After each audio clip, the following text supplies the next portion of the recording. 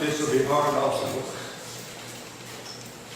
I woke up this morning around 4 o'clock and thought, well, maybe I need to let you know how I got to where I did. And I'd always thought if we got here because we wanted my son to be close to Grandma and Granddad at Stanton. And I was at a church in Tennessee. I grew up in the Holston Conference. The Granddad did, and my uncle did. But we wanted to get Ed out here with his mama, Grandma and Granddad. Little did I know that God was leading me to this.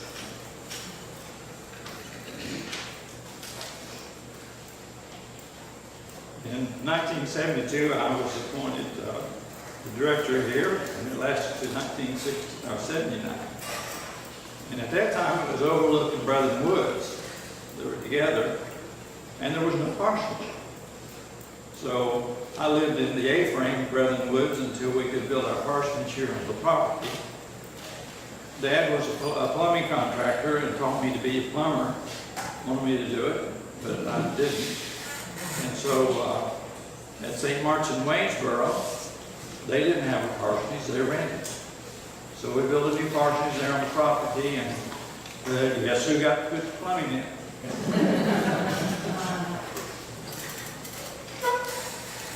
I also served for 6 months after a merger with the churches. And at my last, at St. Mark's, I was in charge of a church over outside of Stanton, but was also that merged with Annex, which was an EUB church. And guess what I got to do there? I got to put plumbing in the parsonage. And so then I moved on to other places. But I also did plumbing at Overlook. I put plumbing in here. And that first year, the difference between Brethren Woods and Overlook, Dr. Heatwell, or Hartwell from Waynesboro donated a travel truck, not a truck, but van. And we used that to do trips during the summer. I did about four trips for adults to the Grand Canyon, and we spent 2 weeks. It took us 4 or 5 days to get out there, and we hiked 4 days down in the canyon, and then came back. And also during the summertime, we would do, right after camp was over, we would go to Maine and do whitewater rafting. And there's one kid that I remember from that one, and that was Bill Turner. He's out of where the cave is over in the front row in that area. But the thing that made me remember that is he said, I got so tired of telling people my name is Bill Turner that when he would get a group together, he would say his name was Liv Renrun. His name's spelled backwards. But it was switching the time, and the roads in Overlook.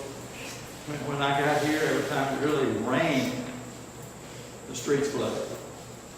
And so we seemed like a river every time it rained on Armstrong Path.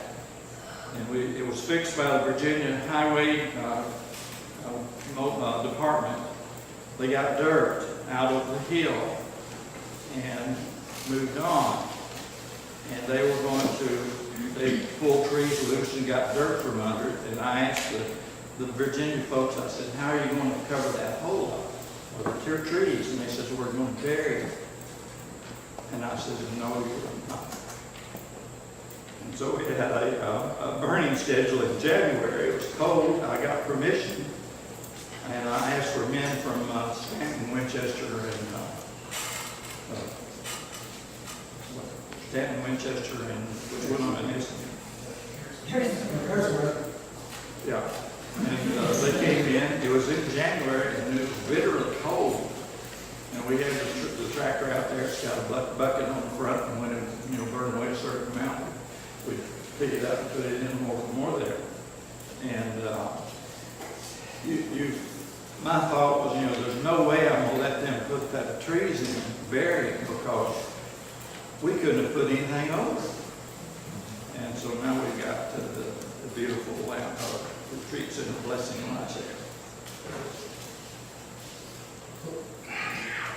Ron Roby has been doing a great job as the executive director at Overlook. A lot of development out of both camps over the past 30 years has changed a lot. The adults and the youth, the summer campers, come to Overlook to experience growing in their faith to serve Jesus Christ. And Ron does a real good job.